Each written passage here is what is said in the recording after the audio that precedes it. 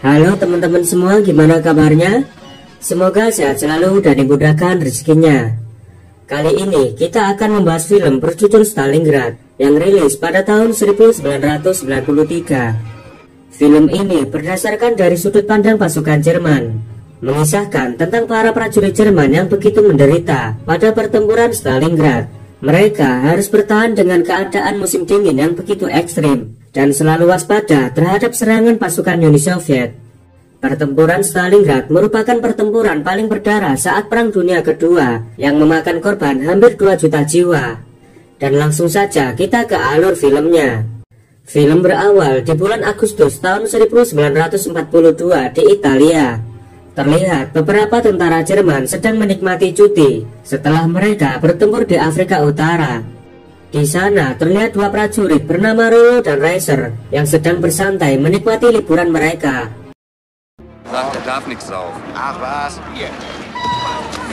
Tak lama kemudian tiba-tiba semua prajurit diperintahkan untuk segera berkumpul. Dalam upacara itu mereka diperkenalkan dengan komandan baru yang bernama Letnan Hans von Rysland. Dia adalah komandan Peleton 1 Kompi 2. Diketahui unit mereka akan segera dikirim ke front timur untuk berpartisipasi dalam pertempuran Stalingrad.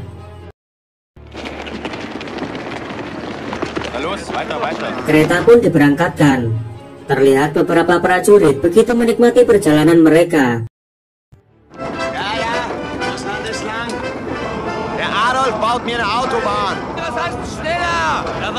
Sementara Hans suka menulis surat untuk kekasih yang sangat ia rindukan.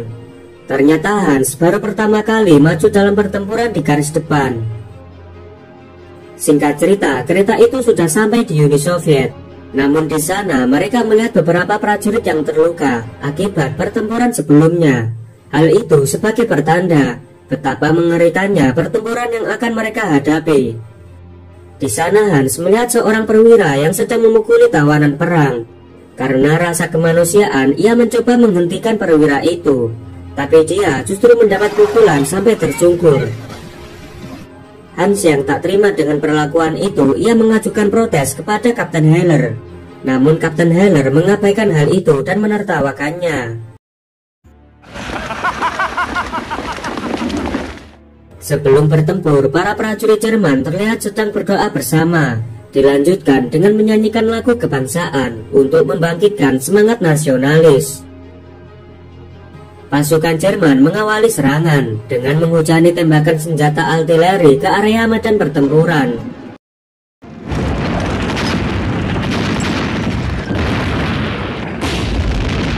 Kini Peleton Hans harus bergabung dengan kompi yang dipimpin oleh Kapten Hermann. Kapten Hermann ingin menyerang ke sebuah pabrik yang diduga salah satu persembunyian pasukan Uni Soviet. Dia memerintahkan untuk melakukan penyerbuan secara diam-diam agar mereka tidak diketahui oleh musuh. Pasukan Jerman mulai bergerak secara perlahan, mengendap-endap agar tidak menimbulkan suara. Namun tiba-tiba salah satu prajurit bernama Feldman tak sengaja menekan pelatuk senapannya. Suara tembakan itu mengakibatkan musuh mengetahui posisi mereka, sampai akhirnya pertempuran pun terjadi.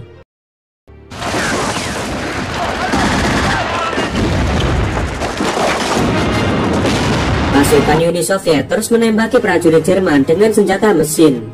Satu persatu prajurit Jerman tewas akibat posisi yang sangat terbuka dan hanya memiliki sedikit tempat untuk berlindung. Sehingga pasukan Jerman sangat terdesak dan kini tidak bisa berbuat banyak. Kapten Hermann yang tidak kekurangan akal memerintahkan untuk melemparkan beberapa bom asap supaya menyamarkan posisi mereka. Kemudian Kapten Hermann menyuruh Feldman untuk menebus kesalahannya. Feldman diperintahkan harus maju ke depan untuk menghancurkan senjata mesin milik Uni Soviet. Ia pun berlari dengan membawa granat di tangannya dan bisa menghindari semua tembakan musuh.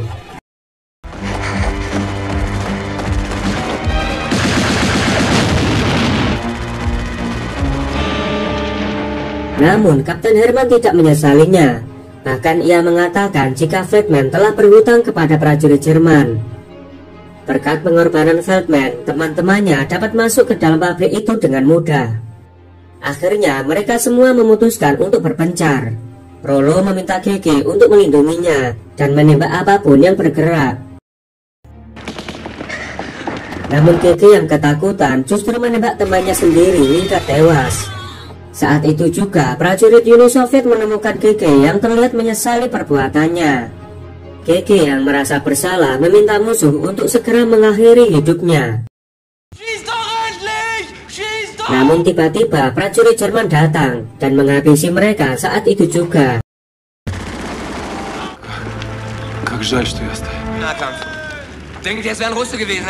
Pertempuran pun berlanjut. Tentara Jerman berusaha untuk menyerang pertahanan pasukan Uni Soviet.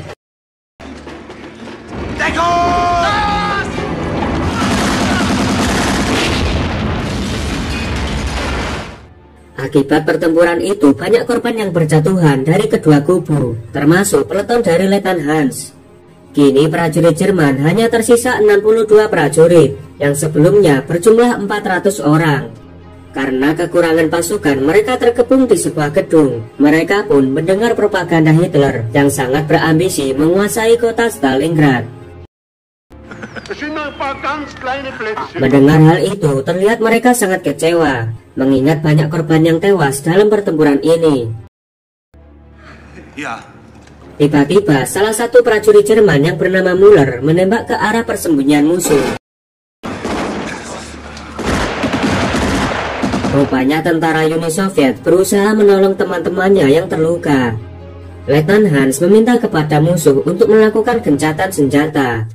Namun hal itu menimbulkan perdebatan dengan Müller yang mengatakan jika negosiasi dengan musuh itu dilarang. Reiser pun langsung menyela dan mencekik Müller untuk menghentikan perdebatan. Bersama Reiser, Letnan Hans menjadi sukarelawan. Mereka ingin membawa kembali prajurit yang terluka. Disusul tentara Uni Soviet yang muncul secara bersamaan.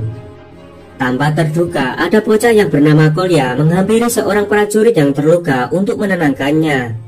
Di saat gencatan senjata, mereka pun menjalin keakraban kepada prajurit Uni Soviet dengan bertukar makanan satu sama lain. Namun tiba-tiba Müller melanggar perjanjian. Ia melepaskan tembakan ke arah prajurit Uni Soviet. Sampai akhirnya baku tembak pun terjadi.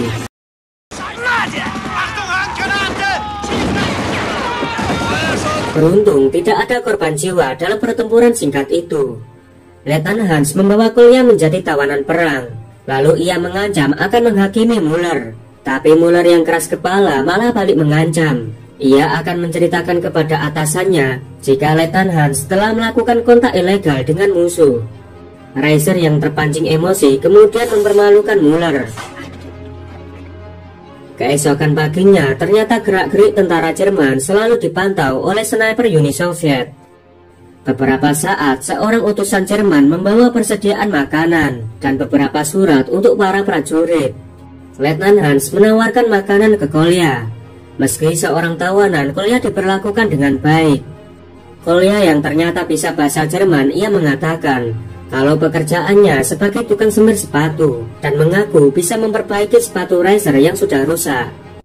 Prajurit Jerman yang sedang berlindung tiba-tiba dikejutkan dengan serangan Uni Soviet.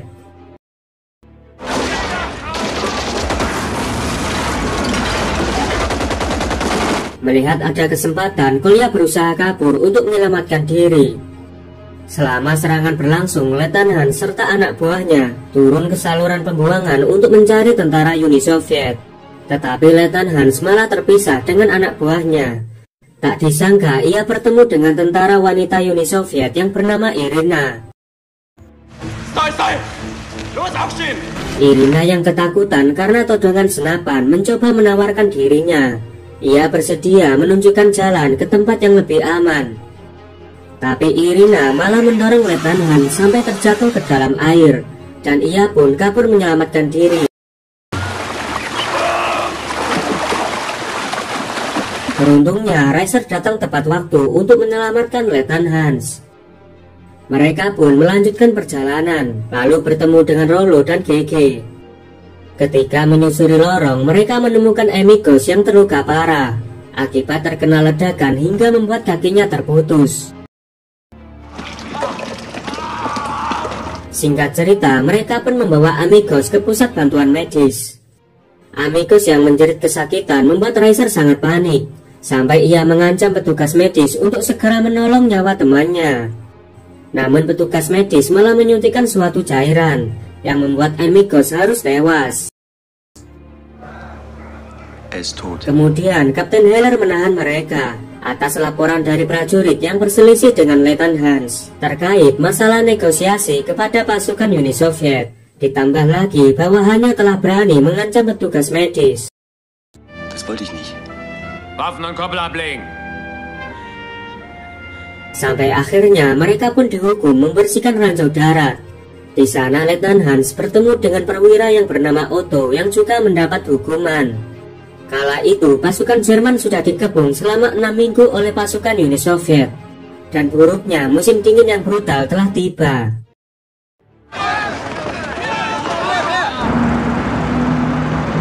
Malam harinya, Kapten Hermann menugaskan kembali prajurit yang diberi hukuman untuk bertempur di garis depan menghadapi pasukan tank Uni Soviet. Mereka diperintahkan untuk mempertahankan wilayah itu dengan cara apapun. Dan jika berhasil, mereka terbebas dari hukuman secara terhormat. Para prajurit berpikir bahwa itu sama saja dengan misi bunuh diri. Tapi apalah daya, mereka semua tidak punya pilihan selain harus maju ke medan pertempuran.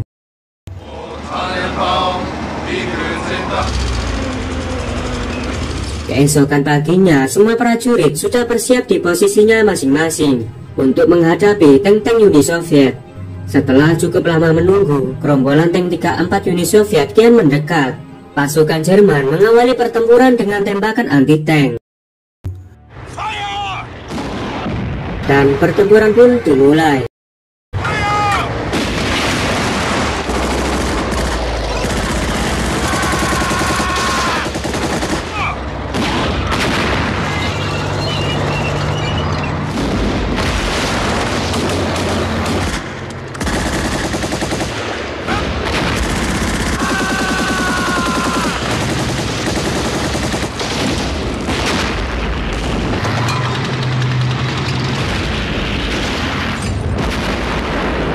Dengan perjuangan yang luar biasa, pasukan Jerman berhasil memenangkan pertempuran. Mereka pun sangat gembira dan merayakan kemenangan dengan menguduk sebatang rokok secara bergantian. Setelah menyelesaikan misi, mereka berusaha membawa meriam dan melewati badai salju yang kian memburuk. Perjalanan mereka berhenti di suatu pemukiman penduduk Uni Soviet. Warga sipil itu diusir dari kediamannya. Bahkan tentara Jerman membakar semua bangunan termasuk rumah warga. Akhirnya Letnan Hans dan teman-temannya terbebas dari hukuman. Namun Kapten Heller memerintahkan mereka untuk mengeksekusi warga sipil yang tak bersenjata karena diduga telah mensabotase peralatan Jerman. Ternyata Kolya juga di barisan warga sipil yang akan dieksekusi. Letnan Hans dan Reiser berusaha menyelamatkan nyawa Kolya dengan jaminan bahwa Kolya telah membantu prajurit Jerman. Namun Kapten sialan itu menolaknya mentah-mentah serta tidak menerima alasan apapun. Bahkan ia mengancam jika tembakan mereka meleset, maka mereka akan menjadi sasaran eksekusi selanjutnya. Dengan berat hati mereka pun bersiap dalam posisi menembak. Tut er nichts, Fritz!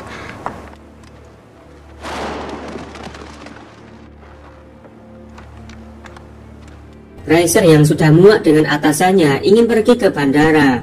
Meski tindakan itu dianggap mengingkari tugas sebagai prajurit. Letnan Hans dan Gege juga memutuskan untuk ikut bersama Reiser ke bandara, meninggalkan Rollo dan Otto. Viel Glück. Dalam perjalanan, mereka menyaksikan korban akibat peperangan. Banyak warga sipil yang kehilangan anggota keluarganya.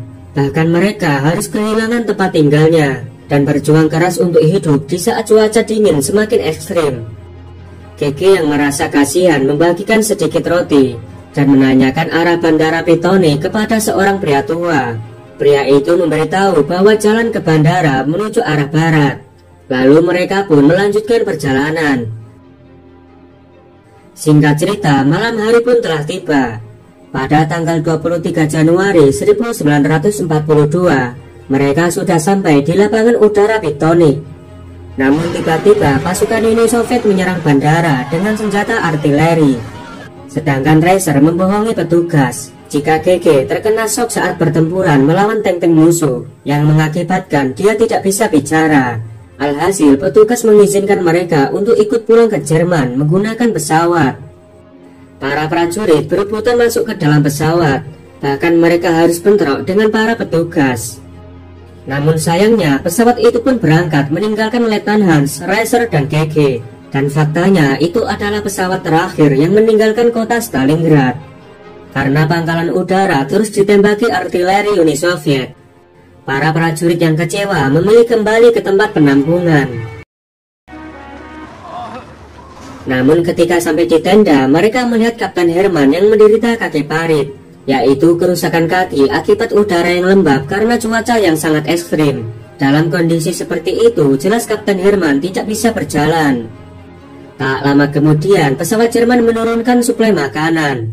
Tanpa pikir panjang, semua orang yang kelaparan langsung mengambilnya dan memakannya dengan sangat lahap.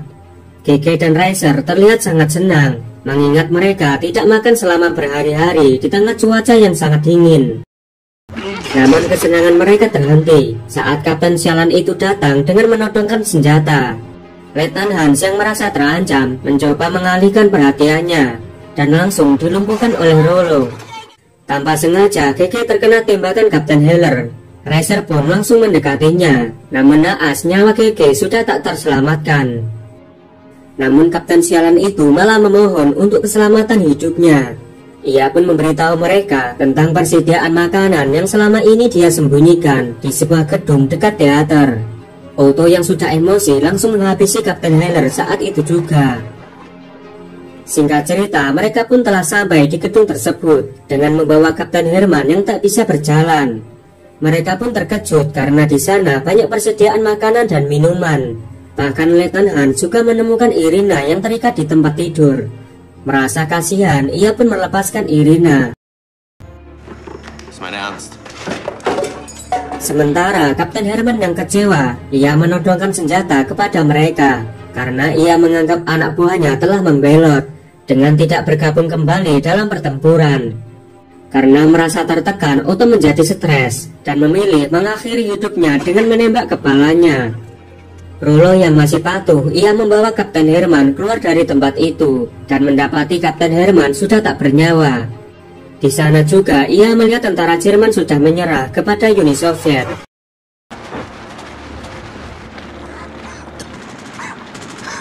Di sisi lain, Irina bersedia membantu Hans dan Reiser untuk kabur dari sana dan menghindari penangkapan tentara Uni Soviet. Wir kommen keine 100 Meter weit. Ich gehe mit ihr. Mereka pun akhirnya keluar dari sana. Terlihat mereka sangat kelelahan melalui perjalanan yang cukup panjang. Dari kejauhan mereka melihat kedatangan tentara Uni Soviet. Irina lalu berteriak. Namun naasnya dia malah tertembak oleh kawannya sendiri. Mereka berdua yang berhasil lolos berusaha melanjutkan perjalanan. Tapi Letnan Hans yang sudah kelelahan tidak sanggup lagi berjalan. Terlihat tubuhnya sangat lemah dan kedinginan. Dan tak lama ia meninggal dalam dekapan Reiser. Tapi Reiser hanya bisa terdiam. Dia menemani jasad Letnan Hans dan membiarkan salju menutupi tubuhnya. Kini dia hanya menunggu ajal yang menjemputnya. Dan film pun selesai. Itulah film Stalingrad yang menggambarkan sudut pandang pasukan Jerman. Di sini kita tahu bahwa sebagian prajurit Jerman masih mengedepankan rasa kemanusiaan di tengah ambisi Hitler yang ingin menguasai Stalingrad. Oke lur, sekian dulu untuk video kali ini. Semoga kalian semua terhibur. Dan jangan lupa untuk support channel ini dengan cara klik tombol like, subscribe, dan aktifkan loncengnya agar kalian tidak ketinggalan dengan video-video terbaru dari channel ini. Sampai jumpa di video selanjutnya.